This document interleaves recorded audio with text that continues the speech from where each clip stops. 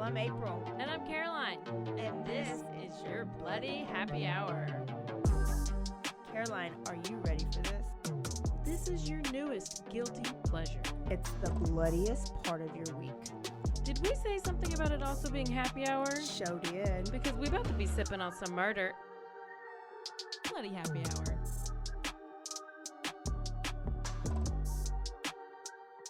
Hey, y'all. This is April. Hey, this is Caroline.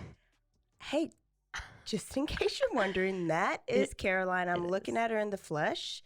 She just is a little sick, so she sounds different, but I like it. Yeah, I mean, what happens when you go to Vegas? You come back sounding like this. Is it your throat? Was there a little throat? You know, it was probably because I went and investigated Mandalay Bay. Oh, the shooting. And where the shooting happened. No, there was no weird throat action. 0%. So we both just got back from vacation, y'all. We did. So we, like my allergies are a little bad, but that's just my fault. I missed, her shot? Yeah, or two. So I'll take care of that tomorrow. So I went and investigated the Mandalay Bay. Yes. With my sister. We have some videos. We're going to put together a little thing. Oh. It's really special. We're both special. And so what they did was the incident happened on the 32nd floor. Okay. Well, there's no 32nd floor anymore. Oh, they took it away. They changed all the numbers. So you go in and there's 3 different elevators you can choose from, like 4 floors, like 10 through 30, and then and then it all of a sudden was like 10 or floor 52 or something. So they skipped like 20 floors or something. And a lot of the big hotels do that. You got to take a certain elevator to get to a certain part in the hotel. Yeah. So but there was none on none of the elevators. There's no 32nd floor. There was no 32nd floor. So we took the elevator to the 30th floor. We kind of snuck in. I mean, because you have to have your key card to get on, be let onto the floor. Yeah. And we just went with somebody else who was going on that floor. So we're sneaky. So we go to the 30th floor, then we go to the stairs, and then we took the stairs up, which is how the officers or SWAT team or whoever actually got in. They went through the stair. I watched all these videos on the way to Vegas. What happened at Mandalay Bay? Mandalay Bay, there was, in 2017, there was a shooter, a guy who opened fired over this concert that was going on. Jason Aldean concert. Jason Aldean, he had just come on stage. He was singing his first song, and then all of a sudden shots are fired, and they all think it's fireworks. And there's some videos from people's phones, and there's other footage, but the ones that I watched, there are fireworks. That's what they thought. And then they're like, no, people are down. The shooting stops. People start running. The shooting starts again. He ended up, I don't know how long he was shooting, 20 minutes or so. And he had a camera that was set up. There was one camera that was in the hallway on a room service cart to see if anybody was coming in the hallway.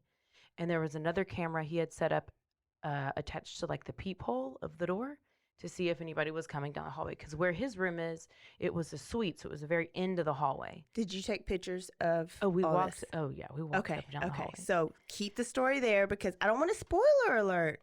You have to cover it later, and then you'll post your pictures. Yes, but it was there. one of the worst mass shootings ever. Wow. And I think it killed 50 or 60 people. Shit. Okay. So she was in Vegas. He killed himself. Yes. So I went to research the room. We went to go look at the room. Literally, we just were I was like, I just want to go and see where this, and just stand there in front of the room and take a picture. Isn't it such a good high? It's so crazy. I felt like. Did you channel your inner? I did. Him? Yeah. And I was like, oh my gosh. That's how I feel every time I go. So I'm real proud of you. I know. That was my first real, exploring a murder scene situation. Okay. So I'm excited. I'm real proud of her. She was in Las Vegas, crime scene exploring. Yes. I was in Florida, and I don't know if I've told y'all, but everywhere I go, I have to research what if there's any crimes or serial killers or anything that's happened there. And so I went to New Orleans for my birthday, but y'all haven't heard that episode yet. It is coming. And I did all the things. Well, I was in Panama City this year, but on the way to Panama City is Pensacola. Do you know if anything happened in Pensacola? I didn't know. Well, Tell did me, you know do that you? Ted Bundy was Is that one of the- arrested in Pensacola after he escaped from prison? Oh. He was like found in this alley by this restaurant.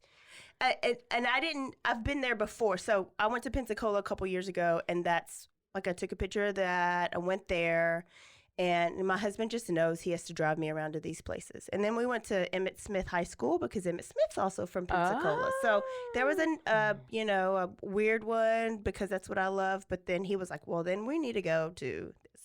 Clearly. But I went to Panama City this year, and so I'm like, what happened in Panama City? Oh. And I found a juicy story, but I'm going to stop it there because, Oh, you're such a teaser. listen, so starting in August is our Women's Killer Month. Yes. And so you're going to hear about it in August. But I did stumble on a great story. So teaser. Today, let's read a couple emails and a couple of, because we didn't do it last week. We forget. You got to forgive us. Let's read Fangirl Cheryl's email. Oh, okay. Are you going to read that one? You should. I mean, I can. It's right here. Okay.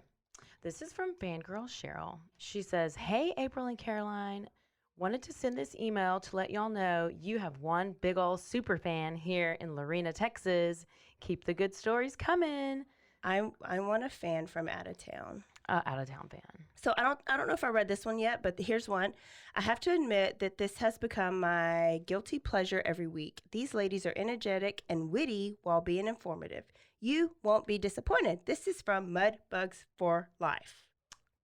If I read that already, I'm sorry. No, you didn't read that one because that was a kind of new one. Do you want me to read the 2 stars? Yeah, I thought you did. No, we have another one. Go ahead. This one's about me. Oh, okay, go. The subject is I tried to.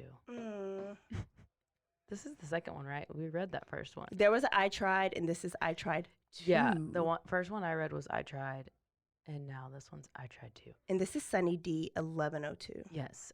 I hope it gets better. Clearly, Happy Hour started before the show did, since the hosts already sound buzzed. Guilty. All the race references bothered me. I am every race ever, so you can't get mad. I always reference it because I just do. Some moments were loud. Oh. And some moments I could barely hear. Oh, you must be talking about me with the throat issue. I expected more since another avid podcaster recommended. Maybe I expected too much. Sorry. First of all, the only thing I really focused on was that another avid podcaster recommended this. Who is that? I don't know.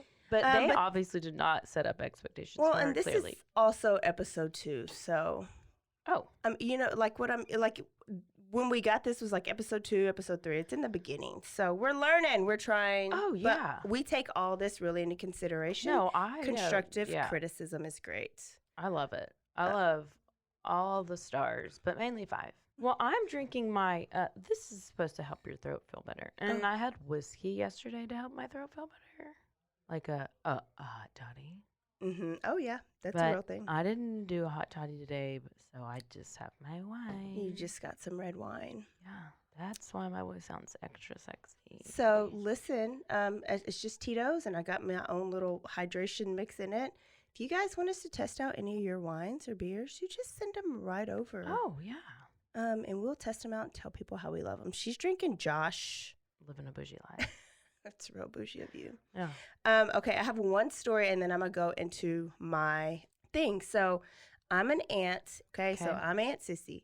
And like all my brothers had like 1,000 kids, and they just didn't listen to me. So every once in a while when I'm really nice and I miss them, I'll go pick them up, and we'll have fun Aunt Sissy Day. Mm-hmm. And so the last time I'll do it like once a semester. So the last time I did it was during spring break, and I picked up my nephews, and we were going to Austin. I'm real rusty and my nerves are short when I'm like watching kids. So I'm like, hey. Because they're young. And then I was really real with my kid. Yeah. Like, I'm not going to sugarcoat anything. Yeah. So you're like, this is how you get pregnant. And this is what you shouldn't do. But I was like, hey, listen, you guys either need to stay with me or you need to stay with Isaiah. And Isaiah is my nephew that's 18. So we were the adults. And because there's bad people. And if you get kidnapped, you know what they're going to do? They're going to take you and they're going to shove something up your butt. Do you want something shoved up your butt? And my sweet little DJ was like, no. But Braxton, he's a little older. He knows me by now, and he's like shaking his head. And I was like, okay, do not run away. Okay? This is in March, right? Oh. I told them this in March. Okay. So yesterday I had them, and we went to a bunch of places here in town. We had a fun day. And before we got out to go to the trampoline park, little DJ like had a memory, and he was telling Jade, this is Jaden's first time with this. So he told little Jaden, he was like, Jaden, you cannot run off from Aunt Sissy. You need to stay by Aunt Sissy because somebody might take us and they're going to put something up our butts. And I was like, DJ, I'm so proud of you. And so Jaden was like, yeah, don't talk to strangers. So anyways, that was my fun aunt story. Bet you were so proud. I know. It's like the memory they have. You've created a sticky memory bank for them. That is a good sticky memory. Oh my gosh, I'm dead. So I have a story today, and it is about Candyman Dean Corll. This is a local Texas serial killer story.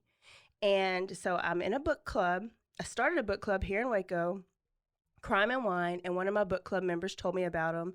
And I've heard of him, but I've never like read about him too much. I just knew he existed. So I'm excited to tell y'all about him. When I first heard you say the story, I was like, oh, like Candyman, yeah. It's not the same thing. It has nothing to do with that Candyman.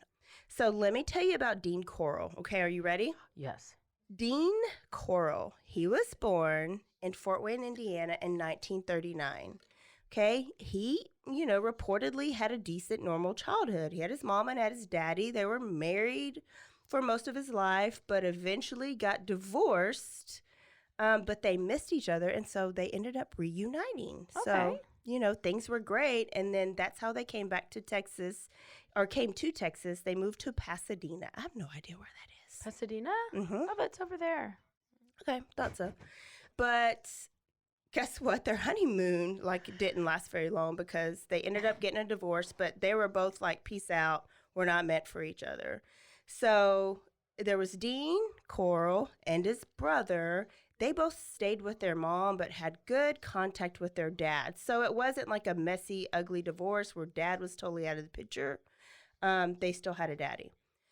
Dean reportedly was very shy, like a lot of our serial killers we talk about. Like, they don't have any friends, they're not very social, and so he was very shy. So he was alone, like, most of the time. Mm-hmm. If he wasn't, like, he didn't have friends, like, come over. Dean's mom is, like, on it. Like, she met a new man really quick, she was remarried really quick, and they had a daughter really quick, and they moved to Vidor, Texas. I just drove through there. That's outside of Houston. Oh, okay. And so Mama Mary, and new husband got married, and they opened up a candy shop, and it was a pecan candy shop called the Pecan Prince. And so they operated that out of their garage. Oh. Because, it's just a small little family, company. And so, of course, Dean and his brothers had to work at the pecan shop after school every day. It was just their job, help their mom because stepdad was a traveling salesman, and so he would travel and go sell the candy. So Vidor, Texas, so Vidor High School, and so I say that because I would love it if a serial killer went to the high school that I went to. What would you do? I would see what teachers he had, and it's probably like Coach Anderson or Coach Bauckham because they've been there for 1,000 years, and I'd be like, how was he in school? I would actually bring him on the podcast. Back to it. He was in the band. Okay. And he played the trombone. And he graduated in 1958. So, nothing real exciting about his life. Mama Mary, Snoopy, right? She had this new husband. They end up getting a divorce. And instead of like her trying to like shut the company down and take half the company, she was like, we are going to open up our own. So they have moved to the Houstonites area, and they've opened up Corll Candy. Remember, that's their last name. Yes. Yeah. And Dean has graduated high school, so now he's the vice president of Corll Candy. And he's been doing this for a couple years until he's drafted in the Army. That's always a common denominator, right? Yep. The Army. And in the Army is when he military. found out he was a homosexual. Mm. He reportedly came out to a couple people. Oh. So, fine, no big deal. But he was honorably, so that's the good one, discharged after 10 months. So I don't even know, like, what's the purpose? Why did he go? Guess they didn't need him. Well, I guess sometimes you can request to leave. Dean was eager to get back to H-Town and run the family candy company. Absolutely. And so back in Houston, like at Corll Candy, like sales were good. They had moved into a bigger like factory, and it was across the street from Helms Elementary School, where the highlight of Dean's day, weirdo alert, is handing out free candy to the kids. Children. I mean, listen, the creepiest thing to this day is the damn ice cream truck guy in a creepy white van with like these ghetto stickers taped on him, and he got that ding ding song, like ding ding ding ding ding ding, whatever that. Mm-hmm. And kids still run onto that thing. Yeah. I'm like, you're about to get. Because it's sugar. Mm. Kids will follow the sugar, and Candyman knew this. And so this is where he got his name, Candyman, right? But he like progressed and progressed, and it got worse. So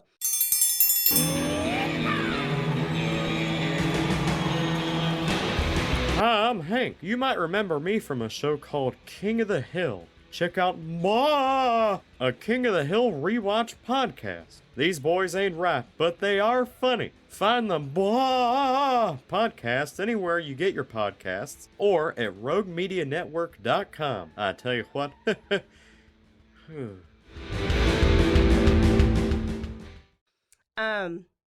handed out candy. He was called Candyman. He was VP of the company. He was also in charge of hiring. Do you think he hired like pretty little blonde teenage girls? Let me think. No.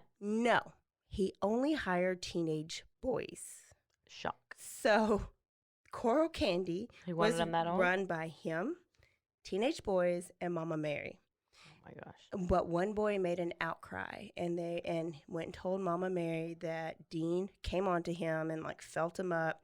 And Mama was one of those mamas that she wasn't trying to hear it. Mm-hmm. She didn't believe it. So she fired the boy and just got back to her business.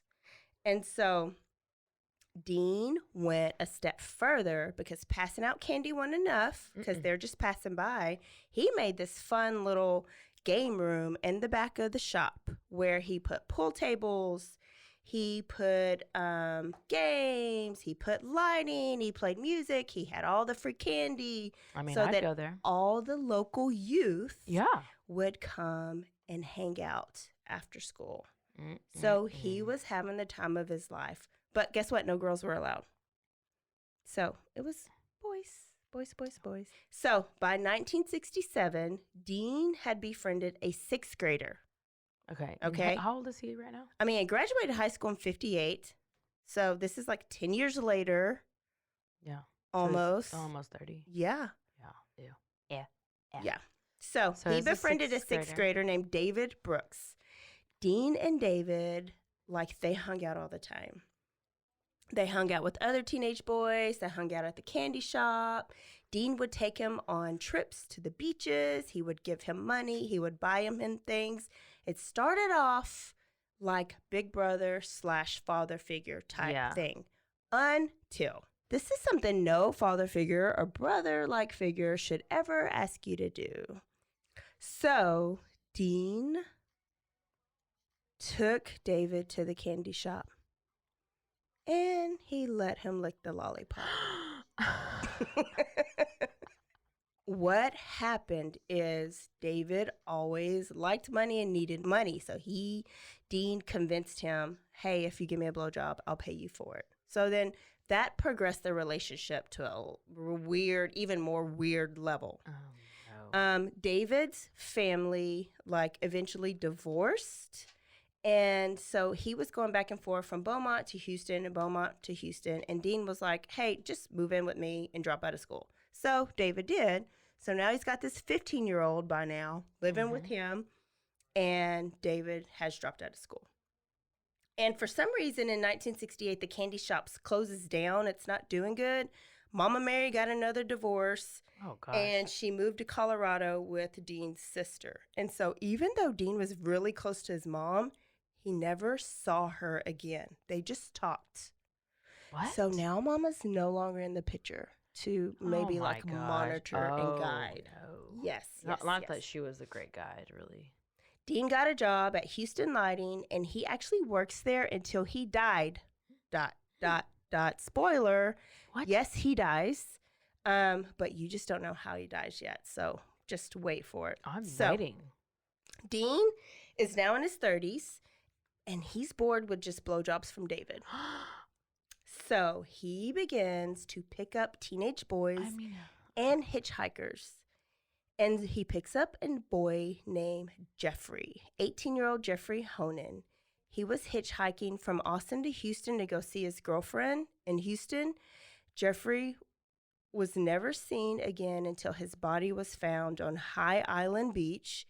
He was bound, strangled, and assaulted and buried beneath a big boulder with a gag in his mouth and lime on his body. Dean felt amazing after his first killing. And basically, he unleashed a beast. Unleashed a beast. So a couple months after killing Jeffrey, he picks up 2 this time, teenage boys, and he takes them to his place. He ties them up to his 4-post bed, then rapes them. And David, little boy, David, or a 15-year-old, walks in on him raping these boys. Oh. Hey, trigger and spoiler alert. This is a very gory podcast. Wow. This is explicit. Okay, so he later tells David that, so he finishes and somehow gets rid of the body, and David's just still shocked, right? He saw the whole thing? He didn't see the whole thing. David walks in on him and then takes off because he doesn't know what he saw. He is panicking. He was like, that's what he does to me, and why is he doing to somebody else? Well, I don't know that him and David's relationship got that. I know David they gave were him blowjobs. having sex, and he walked in on them having sex. No, Dean was raping these boys. Yeah. And so that just kind of shocked David. So David left, and he was shocked. So Dean later talked to him and was like, "Hey, don't worry about it. I was filming a gay porn." And the boys are actually back to California, and No big deal. Yeah, and so David was like, "Oh, bet." And so just to keep him quiet, Dean was like, "Hey, here's this new green Corvette." Oh, okay. Yeah. And so David Just what I wanted. kept quiet. Oh, no. So that relationship progresses even more because now he knows that David kind of knows what he does and don't tell on him. Yeah. So then he asks David, "Hey, I will give you $200 for any boy, not man, that you bring back to me." So David, instead of saying, "Screw you, get the hell away from me," says, "Oh, bet." And he goes and picks up Sounds like 2 a James Charles situation. teenage boys, a 14-year-old and a 15-year-old, one named James Glass and the other named Danny Yates. He met them at a religious rally. Later, they were bound, raped, strangled, and buried. So just 6 weeks later, Dean and David stumble on 2 more boys walking home. And so they're like, "Hey, get in the car. Let's get high. Let's get drunk." And so it was just normal. If people pull up and it's like, "Hey, I got some weed. Y'all want to come smoke?" You just hop in and you go. You want to come sniff some paint? You hop in and you go. Hitchhiking's normal. This is a different time. Yeah. Their parents obviously didn't listen to True Crime podcasts. So these kids were killed, buried underneath the same boat shed. Wow. So he's just putting lime all over him? yeah. this pattern continues. And then in 1971, so this is about a year of this, right? 1971, David brings home another kid, and Dean likes this kid, likes him enough not to kill him. He instead wants to hire him. Oh. So he tells Elmer, he's like, hey, Elmer. Oh. Yeah, this kid's name is Elmer Wayne Henley.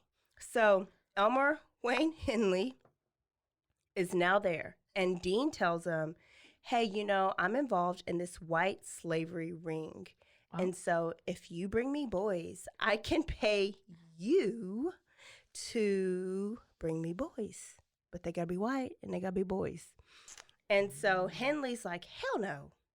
Like, he's not having it at first. Then Henley's mom and daddy, run out of money, and so they need money. And so he's like, oh, well, let me help out. So he goes and gets a boy that he finds in the Houston Heights area.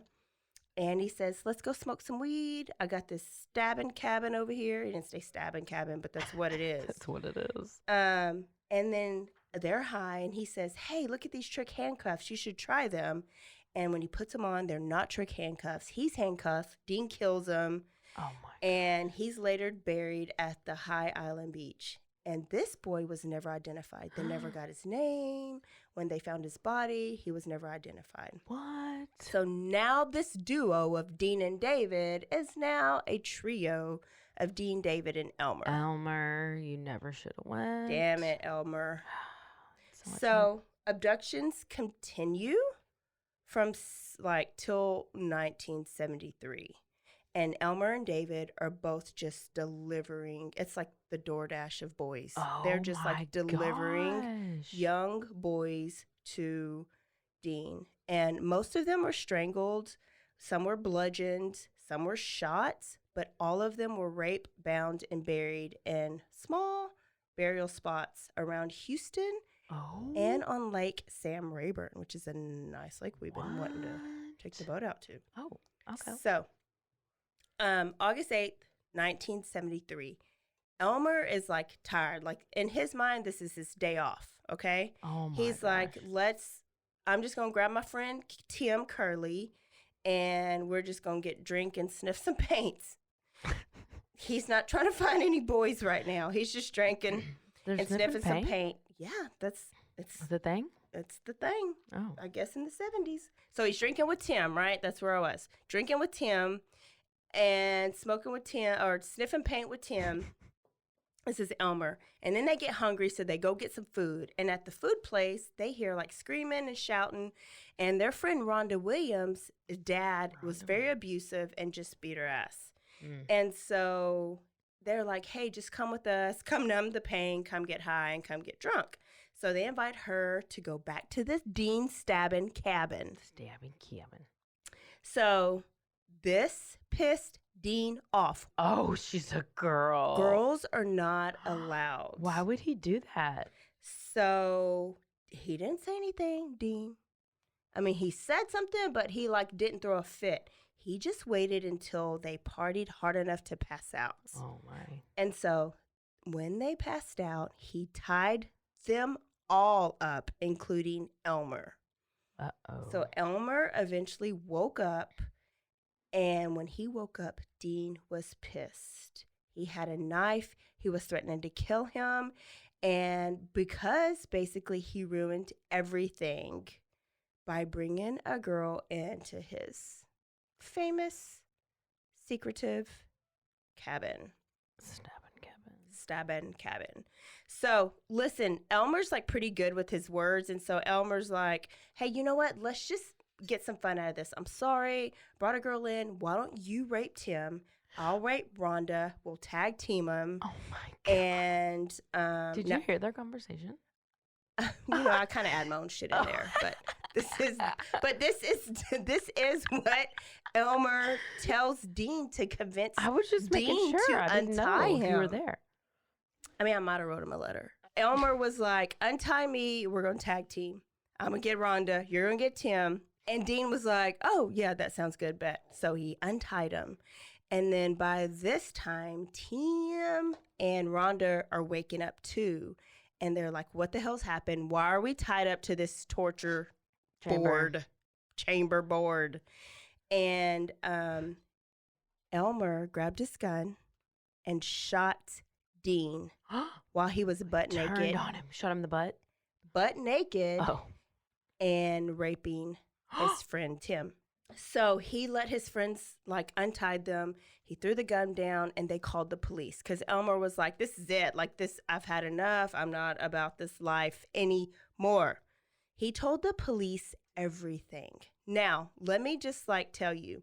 At this time, there had been so many missing teenage boys. Mm-hmm. All the parents have been telling Houston PD, my kid did not run away. Something has happened. He has been kidnapped. They have been kidnapped. And Houston PD was like, nope, they're runaways. Closed case. Like, so there has been no investigation on all these boys. I told you about a handful of them, but there ends up being 28. 28? Well, even more than that. Okay, so the police come and Elmer is singing like a bird.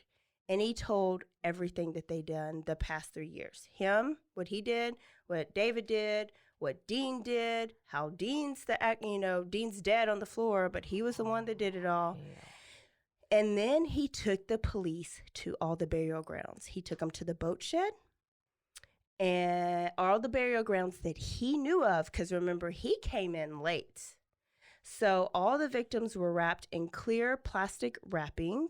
They had been tortured, sodomized, pubic hairs had been plucked out, and objects had been inserted into their rectums. Rods were shoved up their pee holes, and they were, like, smashed.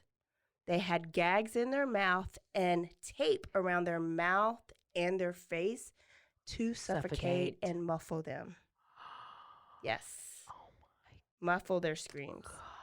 Then they went to Lake Ray Hubbard next, and there was a family cabin. So this was another stabbing cabin where there were more bodies and lime and plastic and even a whole new torture board. They went to High Island Beach and found more bodies. And at this time, like, this is 1973, Candyman was basically the serial killer winner, if you could be a winner. Like, he had the most deaths at this time in 1973. So, because I guess the number was 25, so he exceeded 25 with 28. Oh my God. And his record, I hate to make it sound like it's a good thing, but his record was broken by another, just 5 years later, by another rapist pedophile. We know him as John Wayne Gacy, the clown killer. Oh, yeah. God. John Wayne Gacy actually did 33 murders. So what is sad, like I said, all these boys were listed as runaways. They were not looked for. They were not investigated, even though parents, like, pressured and begged and assured police that these were not the type of kids to run away. One of the boys' moms was like, my kid was coming from the beach. He had on flip-flops, swim shorts, and like 15 cents in his pocket. That's not how you run away. And Houston PD, like, was highly criticized. It took them a long time to, like, get over this. These Texas. I know. And that's not even small town. Like, you get this a lot in small towns, but this is Houston, y'all. Houston. So they were highly Tisk, criticized tisk. because they did nothing for these boys. So out of Dean Corll's 28 victims, 21 of them were identified. There's still 7 of them that have no identity, that they weren't able to identify or, like, follow up, like, track to a missing persons report. So either it wasn't local or nobody reported them missing or whatever it may be. So trial. Elmer, so Dean's dead, right? Yeah. If there's more bodies, we don't know. Elmer and David were both tried separately. So it only took the jury 92 minutes to deliberate. And Elmer had 6 counts of murder. He's the one that confessed, right? 6 concurrent 99-year terms. Oh, my. And then it only took 90 minutes for them to deliberate on David. And he was only convicted of 1 count of murder, but he received life. And so since then, Henley has been denied parole. Like, he's never going to get out. Yeah. And David actually died of COVID-19 last May in prison. Oh. Yeah. So Henley's still alive. And so the synopsis is there was 28 victims that we know of that the Candyman did. But there were 42, Caroline, 42 teenage boys that went missing in the Houston Heights area around that time. And so investigators still believe that he was responsible for way more than 28. And Dean's not here for them to ask. So there is Candyman. Wow. I feel like, didn't your parents ever tell you never take candy from a stranger? This has to be where that evolved. They never told me that. I hope they did. Nope. Well, you live probably in West and nobody's a stranger. Nope. Got off the bus, went home, latchkey. Oh, you're a latchkey kid. Yeah, so I guess. You could have took candy from a stranger. Yeah, I would have gladly taken it. Well, you hear it all the time. But I was walking home with my older sister, and she's real bossy. So she would be in control of anything I did. Yes. And I would totally go along with Thanks, it. Joe. Thanks. Hey, so our life lesson to last week's story was always have a code word. Oh. We need a code word. Caroline doesn't have one. Listen out there. You need a code word with your family and your friends. Caroline doesn't have one, but by the next time we talk, we're going to get something down. We're not going to tell you what the code word is, but she needs a plan. Have a plan in place. This week is don't take candy from a stranger. Don't take candy from a stranger. It is never go to a candy shop and lick anybody's lollipop. We're done, y'all. We're done, y'all. Don't forget to RRS. RRS, rate, review, subscribe. That's 5 stars. That's a rating. That's a review. Yes, and subscribe. Hey, and email us. bloodyhappyhour.com. Twitter us. And what else are you supposed to do? Instagram us. And you should stay aware. Stay alive. And always be DTF. Bye, y'all. Bye.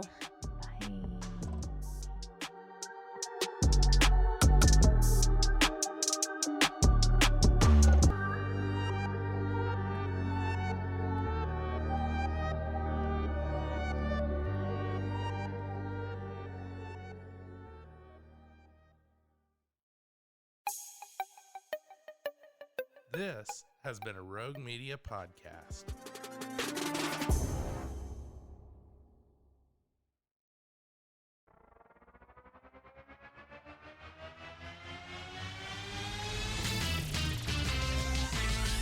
Frozen, heroes. Gonna tell you about frozen heroes. Gonna tell you about. Hey, I'm Zach. And I'm Mike. And we have a fantastic new podcast to tell you about. Bros, Foes, and Heroes. It's the two of us looking into the world of comics, breaking down some characters that you may have never heard of, and some that are just absolutely ridiculous. Yeah, so Zach comes up with a character each time, and I go into it just completely blind. I don't know who this person is or what their abilities are or anything, and basically I guess we kind of go over their origin story and just some of the ridiculous stuff that maybe, especially Golden Age stuff. Oh, Golden Age stuff is always the best, and we will make sure to highlight all of the shenanigans and just absolute weirdness of everything. Yeah, that's right. So subscribe today and follow us on Instagram at Bros, Foes, Heroes. And if you don't, I know where you live. Not really, but please subscribe. Frozen heroes. Gonna tell you about frozen heroes. Gonna tell you about.